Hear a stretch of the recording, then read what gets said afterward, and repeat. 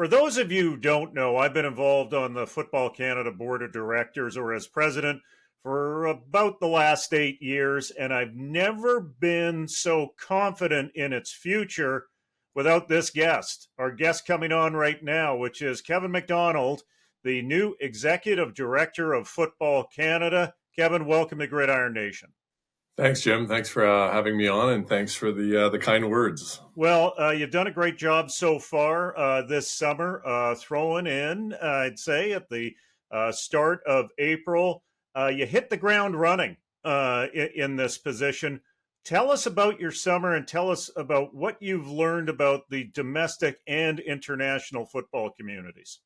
Well, yeah, as you said, I started officially full-time in June, came on a little bit earlier in April, but the staff that was there in place before I had started had done a lot of the heavy lifting to get ourselves ready for the summer, and the existing team in the office was really what won me over when I decided I wanted to go full speed ahead with pursuing this opportunity. So, yeah, our domestic event calendar was quite full, as you mentioned. We've had events across the country. I've got to back into that travel swing a little bit and traveling to all of our big cities and getting to meet some of the membership and some of the leadership across the provinces. You know, we started in spring with Flag in Kingston, which was basically an all-star tournament of Flag reps from across the country. And having not been around Flag in quite some time, I was blown away at the skill and the athleticism of these young athletes. Both the male and the female side. It was tremendous to watch the level of execution and the preparation that had gone into getting ready for a national championship like that. It blew me away. And then conversely, having a chance to be in Fredericton for our U18 Women's Tackle Championship was something that was really special for me because I hadn't been around women's tackle before. And I was, again, blown away by the level of commitment and preparation from these young athletes. Coming in from across the country to compete in a 6-on-6 format tournament. I was just really excited about what I saw, and the potential for the women's game, both on tackle and flag, is tremendous. And I'm really excited. The Football Canada Cup was nice to see from this side because it gave me an opportunity to see everyone come together and celebrate a national championship on the tackle side for the boys. And it also gave me a great opportunity to network and reconnect with a lot of people that I've spent time with over the years in my prior life at the CFL, but and then some new faces in leadership roles across the country. So it was great to really dive in and have some good conversations about where we're going.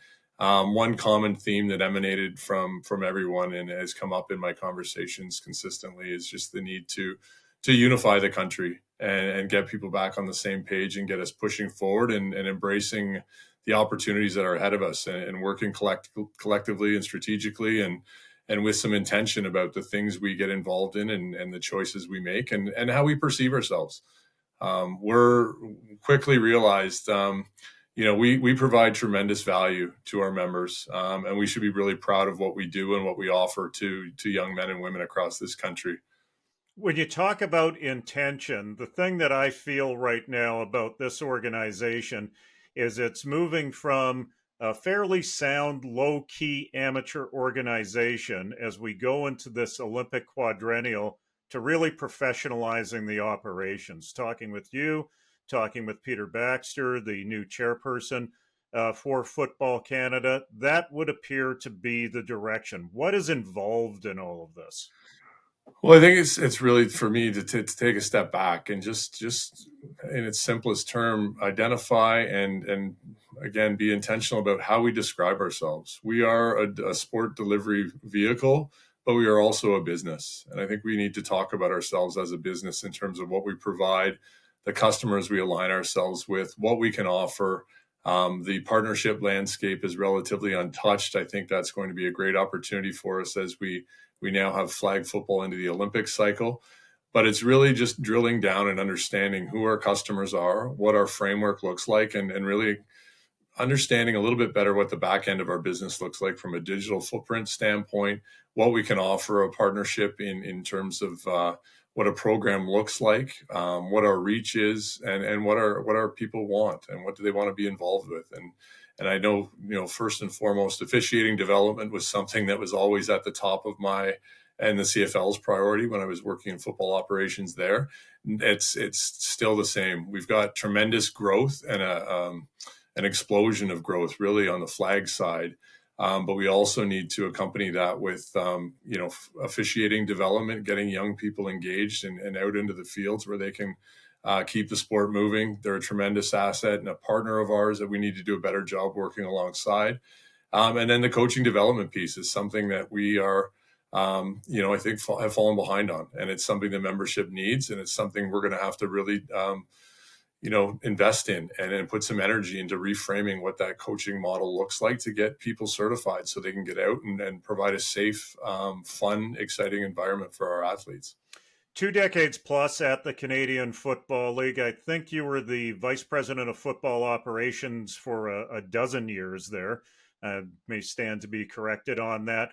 What are the major differences that you see so far in the cultures between professional football and amateur football in this country, and what do they share in common outside of the game itself? Yeah, I think for me, and having had an opportunity to be out on the fields, I kind of got goosebumps, and I get goosebumps now because it for a first time in a long time reminded me of what sport is really all about. And at its simplest terms, the joy and the commitment that these young athletes get from being part of a team, the accountability, the all things that do ring true at the pro level, but just really that its simplest form at the grassroots level, the joy that sport can bring, what it can do to a young athlete in terms of developing confidence and future life skills. Football is really a snapshot of what life really looks like in terms of all the things that are required to be a good teammate, a good player. And I think at the pro level, you're dealing with adult professional athletes. Some of those lessons often get lost, and that's just the reality of a pro business, and it's a job for a lot of those people. But to really get back to what sport is about and what our primary responsibility is, and I believe strongly that we play a strong role in influencing and shaping the leaders of tomorrow through the sport that we deliver. And we've got that responsibility to impart on our coaches and how they present the game and the lessons that they teach. And that goes back to that coaching development piece. We've got a lot of work to do there. So, again, it was in its simplest form. It was really nice just to get back out onto the fields where it's really celebrated for what it is. And it's the joy of the game. We've talked a lot about the domestic programs and the domestic events, but you had two IFAF events that you went to this year. I think you were about 14 days into the job when you went into permanently, that is, when you went to the World Junior Championship, where Canada captured their third straight gold medal for the U20s, and then over to Finland for the World Flag Championships. Tell me about that international scope that's never really been either present or upfront for the sport in this country. Yeah, there is something that comes with representing your national flag, right? And being part of a national team. I was a very small part of those. The World Junior Tackle in Edmonton, the U20s, was well underway. The organizing committee in Alberta, Tim Enger and his group, did a phenomenal job executing and hosting an international event. We had some challenges that came with a team dropping out of the tournament, so Canada put in two rosters, but it was really an amazing opportunity to give an extra 50 athletes an experience at international competition. So, to see how far the world has come, I think on the tackle side, how they prepared, how they modeled their team, the execution, the way the coaches worked with their athletes, preparing and getting ready. It was exciting to see, because I hadn't had an opportunity to be around the international game, and I was really excited about what I saw. Japan and Austria were phenomenally well prepared, and Canada again was victorious, and it highlighted how great our domestic product is here, and that we've got a lot of really good things going. We just need to keep pushing the ball forward on some of those things. And then the international flag piece for the adult men and women. just getting back from Finland recently was a real eye opener for me. I touched on the athleticism at that Kingston All-Star flag with the young kids, but I was really blown away at the skill level. For anyone that thinks flag football is just something you play at recess, I encourage you to if you're a football fan, to go and find some of those archive broadcasts from the World Championship, because it was amazing, the talent that was on display there. Our men and women were amazing. They represented Canada super proudly, and did an amazing job. So we've got with that my first IFAF event, that is the last opportunity. A club team will go on to represent our national program. Moving forward, we've got to shift the page into the next 4-year cycle and getting ready for LA in 2028, and making sure that we're in a position that Canada qualifies for that Olympic Games. Because with the amazing athletes that we have in our country, there's no way we should be coming home from that tournament without a medal around our necks. And we've got to put a framework in place that allows us to go across the country and identify the best athletes, and create a framework that allows them to prepare and get ready for an international competition. Finally, Kevin, let's take a strategic plan. Let's sketch it out on a napkin here while we're in this interview. Where are we going to land this in about 5 years? If you're piloting Football Canada through the Olympic Games, we're a year after the Olympic Games. What story are you going to tell about where Football Canada is, who it is, and where it's at? Well, I think, like you said, we're going to be celebrating with a gold medal around our necks, and we're going to use that as a lightning rod. I mean, I think the Olympic movement already has given us a lot of positive energy around the flag piece. I think the flag growth is going to also ignite tackles, but to tackles benefit. I think there's some areas of the tackle game that we're going to be able to shore up. I mentioned the officiating development, the coaching development. We've got a lot of work with our partners to improve that space. But we're going to be a self-sufficient machine.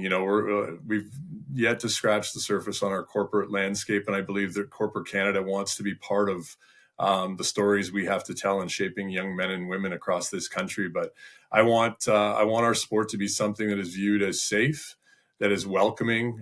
We've got a lot of new Canadians. I think flag is a great entry point to get some people familiar with tossing around an oblong-shaped piece of pigskin. And it's a great introductory mechanism. And when I say that tackle is going to benefit, I think a lot of those people that get involved in flag are going to be curious and then become interested and fall in love with tackle as well. So I think there's a lot of work to do. I think there's, my relationships with the provinces is going to continue to improve. We've got some work there to rebuild some bridges and get people believing in the direction we need to go forward in. A strat plan, as you mentioned, is a big part of my mandate. So the next year is going to be really understanding what the priorities look like across the country, finding out the things that our office is responsible for. I mentioned earlier, we've got a tremendous staff. We've got to bolster up in a couple key areas and move some people around as we get ready for LA. But we've got a great team in place, and I'm really excited about the prospects that lie ahead for our business.